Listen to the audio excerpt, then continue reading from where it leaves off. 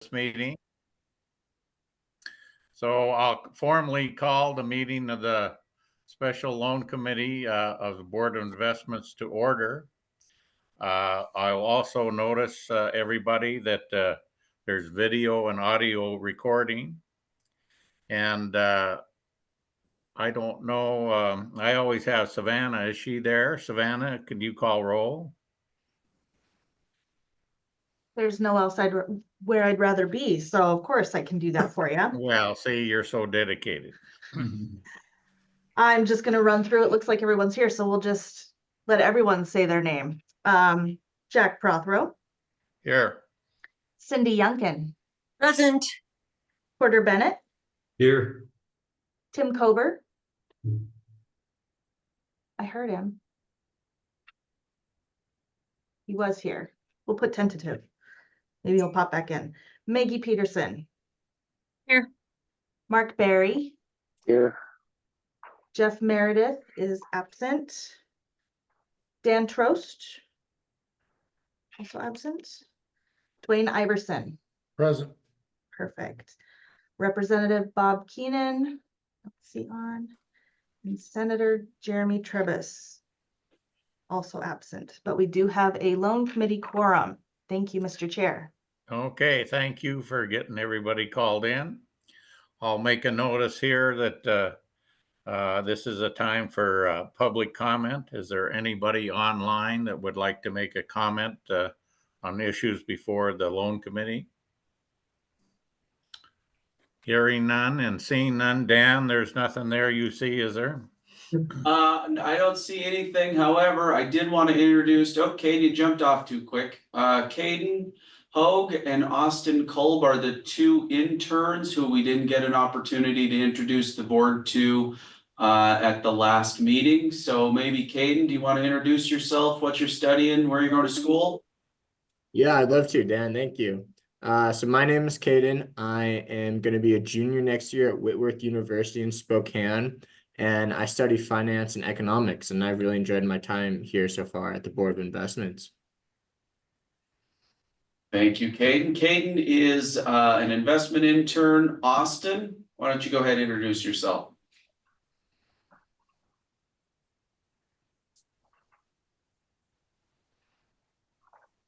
Oh, can't hear you.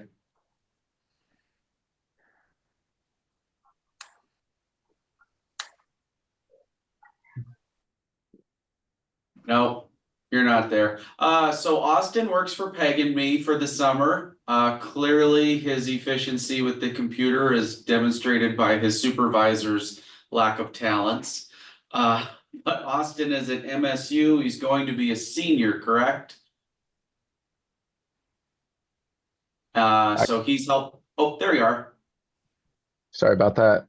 Yeah, I'm going to be a senior at Montana State and I'm studying finance and accounting. Thanks for that intro, Dan. Thank you. Otherwise, Jack, I got nothing and Doug's good to go. All right, Doug, this is my favorite part. It's all up to you. All right. Thank you. Good morning, everyone. So what we have today is a request from CCAST of Montana, LLC. And there's two loans on this request. One is a participation where the borrower is CCAST of Montana. The lender on this loan that we're participating with is Valley Bank, division of Glacier Bank. And you may have noticed in the write-up, I did mention them as Glacier Bank. And Valley Bank, they actually changed their name right in the middle of me doing this review, but they are now Valley Bank, division of Glacier Bank in Butte. And then the borrower on the infrastructure loan is the city county of Butte Silverbow. The lender in that loan is the Board of Investments. I prepare all of the loan documents with assistance from our attorney for that program. So the credit information shows Glacier Bank is going to be 20% of the participation loan or $570,000. You can see their interest rate. The term of the loan is 10 years, which is a relatively quick repayment of a loan, that is secured by real estate. I can go up to 25 years, but the borrower wanted a 10-year term. And then you can see the annualized payment on that portion of the loan. And then you see the BOI portion of the participation, which is 80% or $2,280,000. You can see the rate that'll be on the loan. The BOI rate is going to be at 5.34 initially. And then the lender is going to have a 0.5% servicing fee. And I just want to comment that the initial rate is going to be 5.34. And this loan will qualify for the maximum job credit rate reduction, which is 2.5%. So the interest rate net to the board will be reduced by 2.5%. At what point will it be reduced? It's going to be reduced immediately. They've already created 59 jobs since their first contact with the Board of Investments. So right off the get-go, they're gonna have that 2.5% reduction on both loans, both the participation loan and the infrastructure loan. Okay, and that's 59 on top of the already 220 employees. Well, currently they have about 220 employees. So the 59 is a part of that 220. And then their plan is to create an additional 40 jobs for a total of 99 is what they're projecting. And that's what the infrastructure loan amount was based off of, is that they've projected that they're going to create 99 jobs. So if you take the 99 jobs times the 16,666.66, that's how you arrive at that infrastructure loan amount of $1,650,000. So the total infrastructure and participation loans will be $4.5 million. So any other questions regarding that credit information section? Okay, I just want to understand this employment thing. So on page, at the top of page 4 of the write-up, it says that they currently have 220 employees, and this will create an additional 100 jobs. Right. So going back to my question, is this 59 additional jobs in addition to the current 220 employees? No. So, No. The 220 59 employees are new jobs, right? Pardon, Mark, say that again. The 59 are additional new jobs of the 100 that they have that's in this report. Right. They've created 59. I put 100 in there, but they've actually said they're going to create 99. Okay. So they've got about 40 more that they're going to create. Okay, but the in summary, they're creating enough jobs and already have created enough jobs to get the rate reduction. Correct. Okay. And Doug, why don't you explain very quickly how that job creation credit works? Because it's after so many jobs, you don't get any more credit, you cap out. Right. So the business needs to create 50 jobs that pays the private annual wage in order to get the 2.5% reduction in the interest rate on the Board of Investment piece of the loan. So once they've created 50, they've got the maximum. So if they create more than that, great for the state of Montana and tax collections and everything, but they don't get any more rate reduction because of the additional jobs that they created. But you get, for every job that you do create, you get a 5 basis points reduction in the interest rate. So 50 times 5 basis points equals the 2.5%. Thanks, Doug. Mhm. I have a couple of questions. Sure. I know it's typical, but is being subordinate to a first lender any concern? Apparently not, because you still recommended it, but Right. Since the Board of Investments is in a first lien position, I don't have any problems with being in a second lien position because we are the ones in first lien position with the infrastructure loan. but the participation loan is a second lien. That's correct. And what is I couldn't find it in there after a couple times looking. Where is this property located besides Butte? Can you narrow that down? So the industrial park, if you head out of Butte West and you turn at Rocker, hang a left, it's Oh. basically everything on the west side of the interstate there when you're, At the Rocker exit. yep, Okay. going down. All right. Thank you. You're welcome. Any other questions?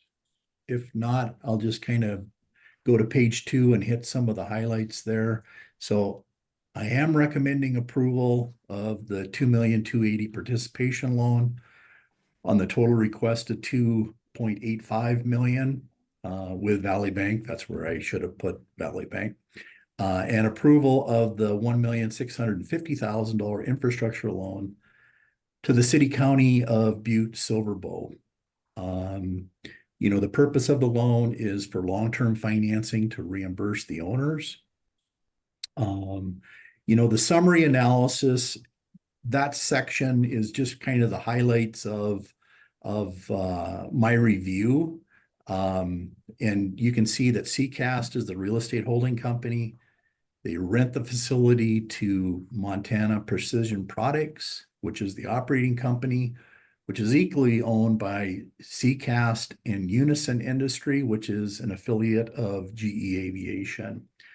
And then the subject property there is located, it's the Montana Industrial Connections Park is what it's called in Butte. And you can see they added the 40,000 square feet to it, which is this request here, to the existing 70,000 square foot facility that was built in 2007. And you can see the cost that they came up with to build that additional facility. There again, we talk about the infrastructure loan is going to be secured by a first lien. The participation loan is going to be a second lien. And then the appraisal on it, you can see the property appraised for $12.3 million, which gives us a loan to value of 36.6%. And then the total cost of the renovations is the $6,088,000, producing a loan to cost of 73.9%. So when I'm using the loan to cost of 73.9, that allows the Board of Investments to participate up to 80% in the subject loan. And so basically, if the loan to value is 75% or less, the lender can participate 80% of the loan with the Board of Investments. So at the 73.9, they can do up to 80%, which they did. And then the debt service coverage ratio using MPP's cash flow is 5.52. One thing, I did have a conversation with Jeff yesterday, and he wanted to disclose to everyone that the debt service coverage using the lease income to CCAST from MPP is 1.54. So essentially the operating company leases the facility from CCAST. So using the lease that they have, that gets that debt service coverage at 1.54. So the debt service coverage exceeds the BOI policy of 1.25%. So, with that, I would open it up to any other questions that you guys might have. I have some questions. Okay. So when you're calculating the the loan to value or loan to cost. Let's say the loan to cost being 80% threshold to get the maximum participation. You're only including the $6 million, but you don't take into account any other loan to cost information relative to the property? No. That's why I do on that page 5, where you can see the spreadsheet there. I'm doing a comparison because the loan to value is based off of the appraised value or cost, whichever is less. And loan to value in our policy is also considered like loan to cost, but I have to look at both of them to make sure that one of them is 75% or less, because that's the target that the borrower needs to meet in order for the Board of Investments to participate in 80% of the loan. So it's more of a just here's the information for everybody. It's like, okay, we got the property appraised for 12.3 million. So it's valued at way more than the cost. And so to arrive at the loan to value, I have to use the appraised value. But for the loan amount, I got to use the cost, because we look at the specific project that we're going to participate in when we look at the amount that we're able to participate. So in this case, the cost is lower than the appraised value. So I'm using the cost to determine the loan to value, which is 73.9. And as long as that's below 75%, then the Board of Investments can participate in 80% of the loan. And this has already been built out, right? It's a completed project. Yes. From reading.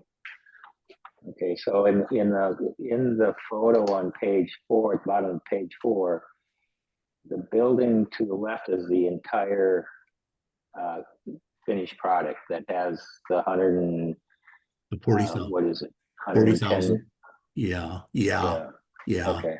I think Mark, if you look at that photo, it looks like that section to the south. Right. The lighter colored one is the new section. The lighter colored rough part. Yep. Okay. Yep. Okay. All right. Okay. You have any other more information you want to share with us? I'm just wondering about the guarantors on this. Your write-up is suggesting that, or recommending that we indemnify Butte Silver Bowl. Yes. Correct? Yes. So they're not going to be in any way liable for any debt service on this loan should there be a default, right? That's correct. Okay. Are you going to Doug, go over the yep. guarantor information? Go, Dan, were you going to say something? Well, I was gonna say, we haven't had an infrastructure loan in a while, so can you walk through why we do the indemnification of the local government as part of it? Sure. So the benefit to the borrower of an infrastructure loan is that the payments that they make on the loan can be used as a credit against their Montana tax liability. So if they have the net profit, which creates the tax liability, then they can offset that tax liability with the credit that they get from making payments on the infrastructure loan. So an example is if their payments were $10,000 a year and their tax liability was $10,000, they owe the state of Montana nothing. So if they take advantage of all the tax credit that they will receive, it's essentially free money for the business. the business that tax credit can go backwards 3 years, and it can go forwards 7 years. So if they don't use up, if they've had tax liabilities the last 3 years with the state, they can use this credit and file an amended tax return and use that credit to reduce their tax liability. Same going forward. If they don't use all the tax credit that they get during the year, then that carries forward for 7 years. So it's a pretty good program for the borrower on that. So how the program works, and this is in the code, is that the borrower has to be an eligible governmental agency. And in this case, Butte-Silverbow is an eligible government entity. So I have to get approval from them, which they get approval from the commission to be the borrower on the loan. So they end up signing all the loan documents. We indemnify them from ever having to make the payments on the loan, and the property transfers to the public entity, which is Butte-Silverbow, for the term of the loan. And so then the tenant, which is CCAST, they will basically lease the property from the public entity. And then once the loan payment or the loan is paid off, then the property reverts back to the business, which is CCAST. But during this term of the loan, Butte-Silverbow is the owner of this property. So You're talking about when you say the property, you're not just talking about the land, you're talking about the building and all the improvements on the property? the real estate, yes, Mark. And is that including that additional, it mentions another 20 acres? Yes, we're taking that as additional collateral. Okay. Okay, and then that is only on the infrastructure loan, correct? No, that's going to be on both loans. Oh, really? Okay. Yeah. Okay. So Butte-Silverbow will be owner on the property until both loans are paid off. No, until the infrastructure loan is paid off, but both of them have the same term. That was my question. That was my question. So yeah. Yeah. Once the infrastructure loan is paid off, then the property gets deeded back to CCAST. Right. Okay. Okay.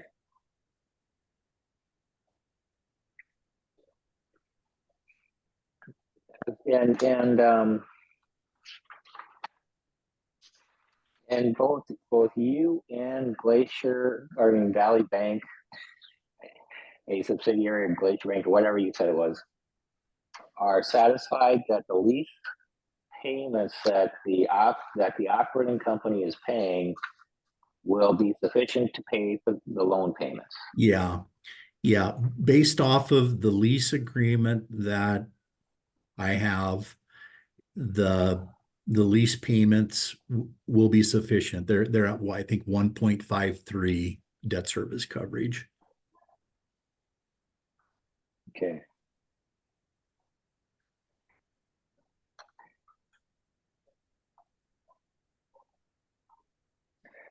I have a question on page 6 on the top, the first, the audited financial statements.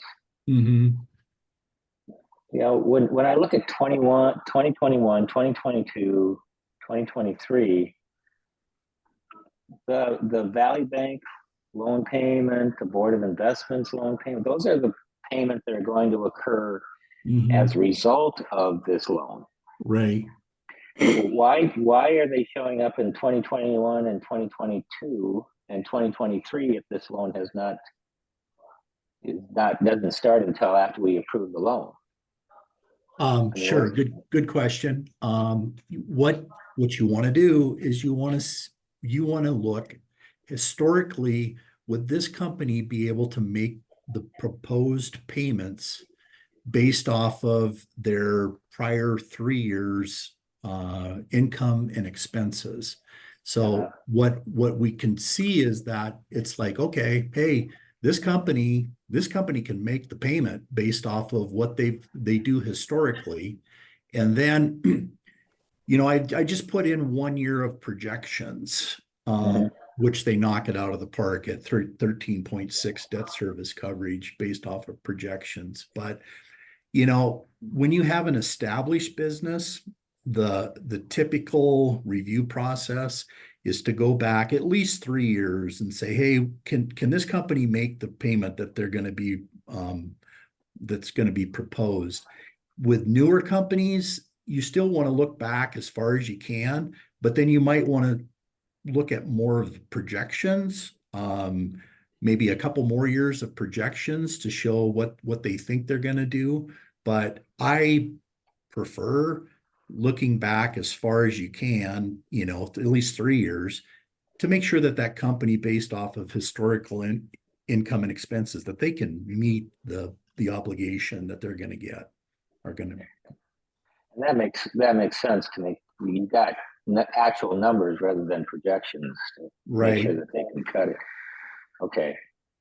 And this company has been operating, MPP has been operating in Butte since 2007, correct? Is that my understanding? That's correct. Okay. Just a question for Tim. Tim, are you familiar with this company and this operation? I couldn't give you a whole lot of details, Mark, but they've been established. Yeah, they've been around for a while, and to my recollection, they're thought pretty highly of as an entity. And they're not having any problem hiring people. I mean, that's 100 additional people. That's a big number for that area.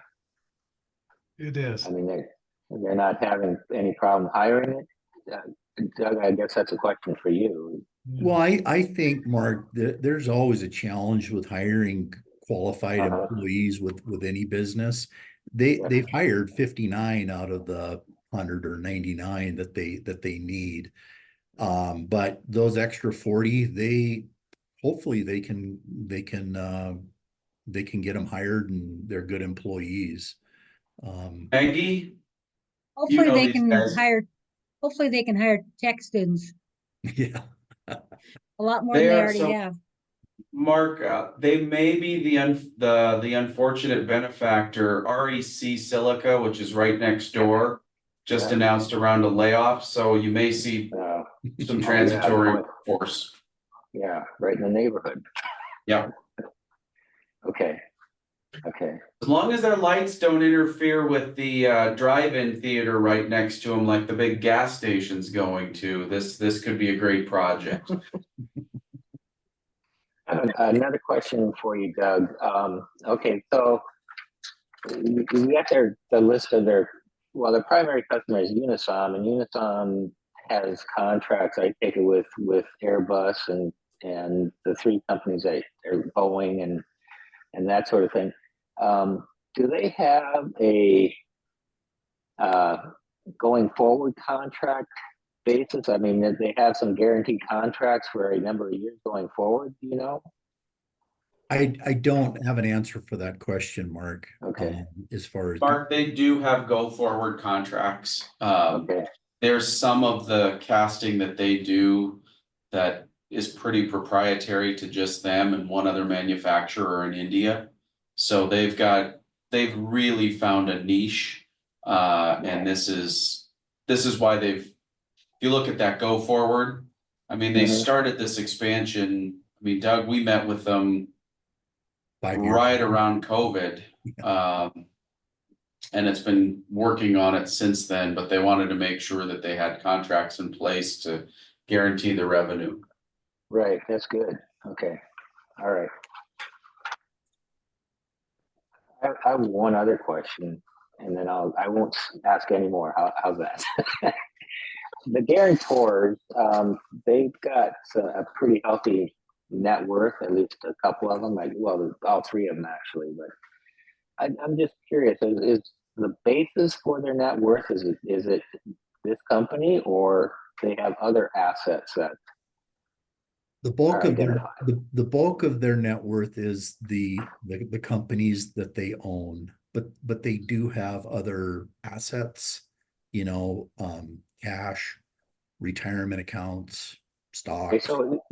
so their net worth is not strictly based on this company, it's based on other companies that they are involved Correct.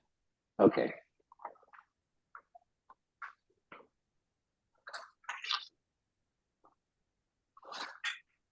I just have one more question. It's a picky lawyer question, but both CCAST and, well, you got CCAST as a Montana Limited Liability Company, but MPP is also shown on Secretary of State's website as a domestic limited liability company, not Delaware.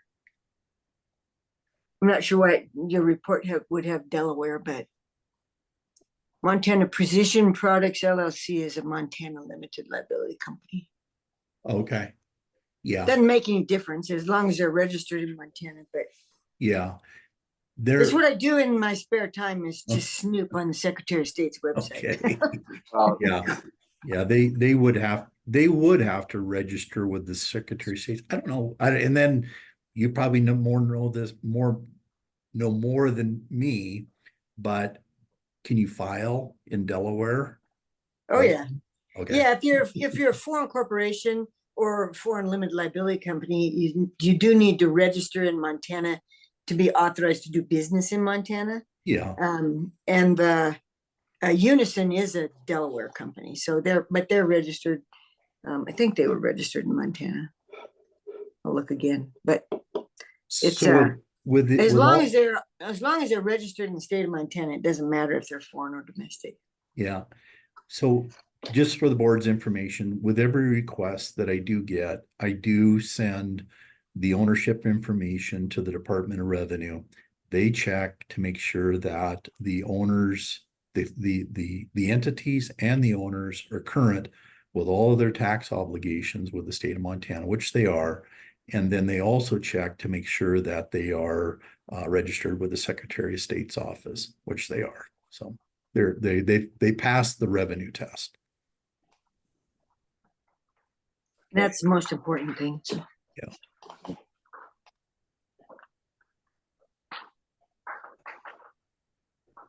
Anything else? Where's Jack? Other questions? Okay, need hearing a- none. Oh, You need a go ahead. motion? Yes, please. Would you make a motion? I move that the board approve the staff recommendations for the $2.28 million participation loan and the $1.65 million infrastructure loan for Butte Silver Bow on this project. Okay, if you could add, I'll see if you would, just with the requirements that we're making there, that those are fulfilled for us to complete the loan. Yes, that the requirements set forth in the staff report are completed and fully performed. Okay, thank you. Is there a second? I have a question on the motion. Cindy said board approval. Are we doing a board approval or are we doing a loan committee approval? Loan committee approval, sorry. We can't act as the whole board because we're not acting as the whole board. So it's just a loan committee. Right, that's what I wonder. Okay, so if it's a loan committee, I would second it. Okay, Mark has seconded. Is there any other questions or comments or anything else? Doug, anything else for us? No, I don't have anything at this time. Okay, so I'll call for a vote. All those in favor of this, please say aye. Aye. Aye. Aye. Okay, those opposed, same sign.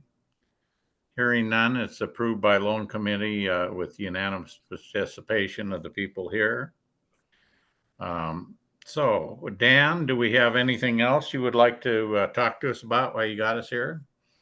Since I got you, I'll just, fiscal year closes in a couple of days. We're on pins and needles waiting to see performance.